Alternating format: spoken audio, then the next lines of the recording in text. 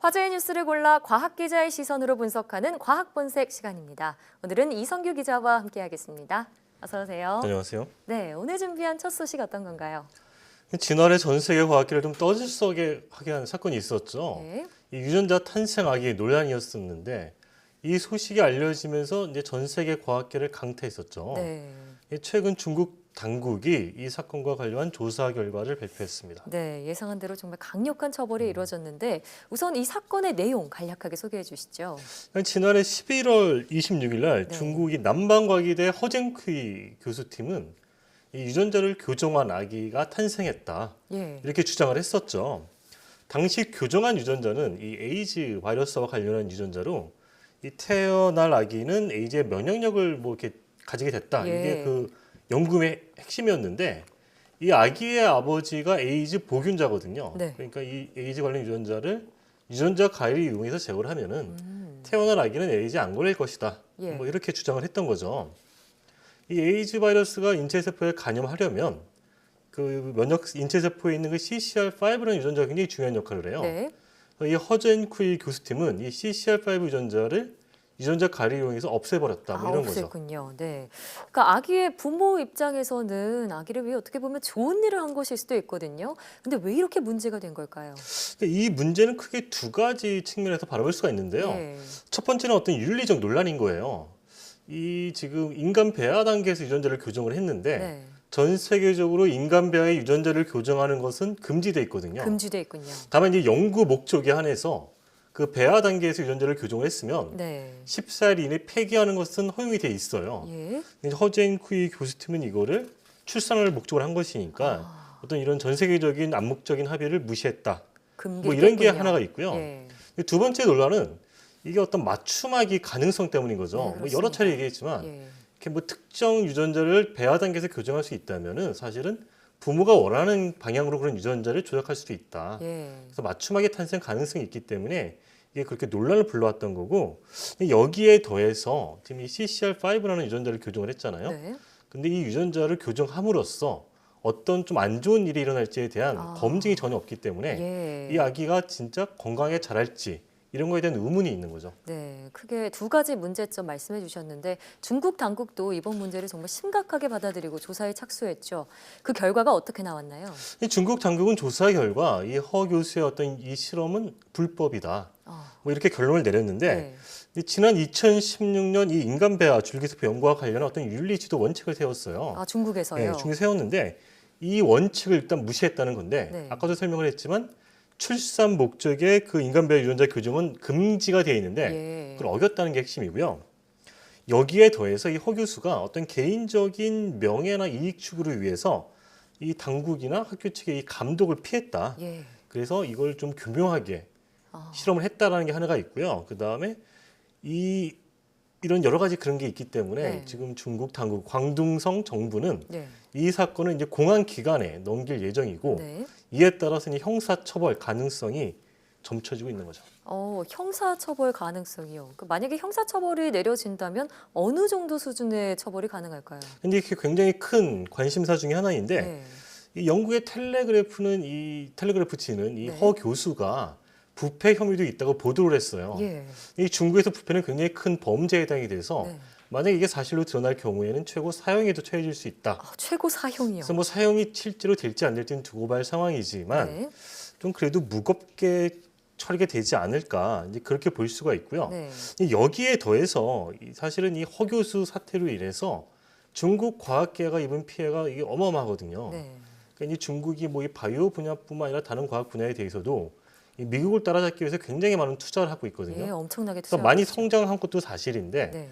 사실 이번 허징쿠이 교수의 이 사건은 어떤 그런 중국 과학계의 성장에 찬물을 끼얹는 그런 대표적인 사건인 거죠.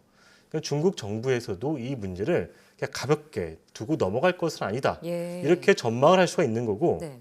다만 이번에 이 허 교수 사건을 계기로 이 어떤 인간 배아에 대한 어떤 유전자 교정을 어떻게 또 바라봐야 할 것인지 예. 이것에 대한 환기를 제공했다는 점에서는 좀 긍정적인 측면도 있다 이렇게 볼 수 있습니다. 그렇군요. 자, 이번 논란은 후속 보도를 통해서 계속 다뤄보도록 하고요. 다음 내용으로 넘어가 보겠습니다.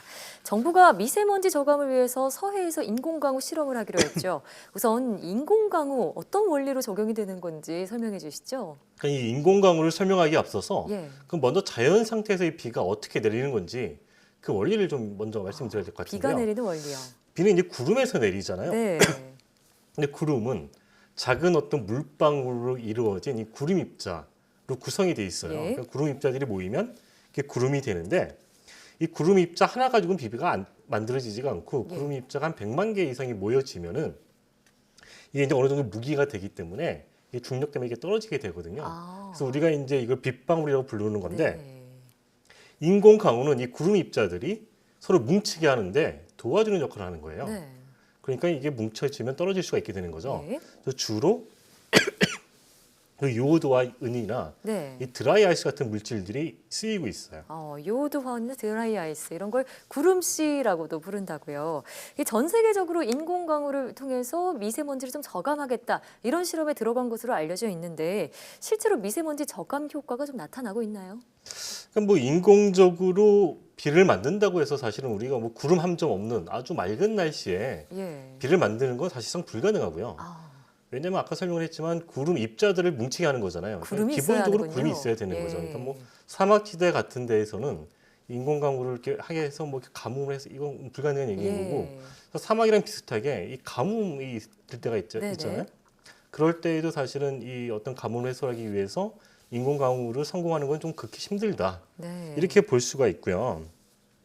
그다음에 지형적인 특성도 좀 고려해 봐야 돼요. 이 구름이 있어야지 만들어지는데 구름도 그냥 구름이 있으면 안 되고 이 구름 입자가 많이 있어야지 더 확률이 높잖아요. 그럼 구름 수증기가 입자가 많은 구름인가요? 많은 구름이라는 건 예를 들면 예. 수증기를 많이 머금고 있는 예. 습한 구름이 있어야 된다. 네. 근데 태국 같은 나라는 이런 습한 구름들이 좀 많아요. 근데 우리나라는 우리나라의 특성상 이런 습한 구름보다는 좀 건조한 구름이 많다. 그렇군요. 그래서 우리나라에서는 인공강우가 성공할 확률이 상대적으로 좀 낮다. 이렇게 볼 수가 있습니다. 네. 그래서 이제 인공강우는 1946년 미국에서 처음으로 만드는 데 성공을 했는데 네. 이 당시 미국에서는 물 부족을 해소하기 위해서 만든 거였지 뭐 미세먼지 이런 거하고는 전혀 관련이 없었던 거죠. 그래서 현재까지 인공강우로 미세먼지 저감 효과를 봤다는 연구 결과는 공식적으로 보고가 된 게 없습니다. 없군요. 그래도 이 서해에서의 미세먼지 저감을 위한 인공강우 실험 좀 효과를 봤으면 좋겠는데요. 자, 마지막 내용은 감기와 관련해서 준비하셨다고요? 이 감기는 사실은 우리가 뭐 아파도 일주일, 약을 먹어도 일주일, 안 예, 먹어도 뭐 일주일 이런 일주일. 얘기를 하잖아요. 네. 그래서 사실은 우리가 이제 뭐 병원에 가서 처방을 받는 그런 감기약이라는 것 중에서 실제로 이 감기를 치료하는 약은 없고 이게 증상을 완화하는 그런 개념의 약들인 거예요. 그리고 뭐 우리가 감기약에서 또 몇 가지 재미난 속설이 좀 있는데 예. 예를 들면 뭐 머리를 감고 찬 머리로 뭐 바깥에 나가면은 감기가 걸릴 것이다. 네. 내지는 뭐 찬 공기를 쐬면 감기에 걸릴 것이다. 이런 얘기들이 네. 있잖아요. 그래서 어머니들이 따뜻하게 입고 나가라, 머리 말리고 나가라 이런 말씀 하시잖아요. 근데 사실은 이게 이제 과학적으로 감기하고는 아무런 관련이 없다. 오. 이렇게 볼 수가 있는 건데 그 이유를 설명하자면은 예. 감기는 이제 감기 바이러스에 의해서 발생하는 질병이잖아요. 네. 근데 우리가 뭐 머리가 차가운 상태로 밖에 나갔다고 해서 감기 바이러스가 더 우리 몸에 잘 들어온다거나 감기 바이러스에 취약해지는 게 아니거든요. 예. 뭐 찬 공기를 쐈다고 해서 사실 또 똑같은 이유거든요. 네, 그렇군요. 그래서 이런 속설은 단지 속설일 뿐이다. 이렇게 볼 수가 있고요. 네. 또 뭐 종합 비타민제 뭐 이런 거를 먹으면은 뭐 감기에 도움이 될 것이다. 이런 얘기도 있는데 사실 이것도 과학적으로 입증된 바는 전혀 없습니다. 그렇군요. 그러니까 감기는 뭐 춥다고 해서 걸리는 게 아니라 바이러스에 감염되기 좋은 환경에 노출됐을 때 걸리는 것이다. 제대로 알고 있어야겠네요. 오늘 말씀 잘 들었습니다.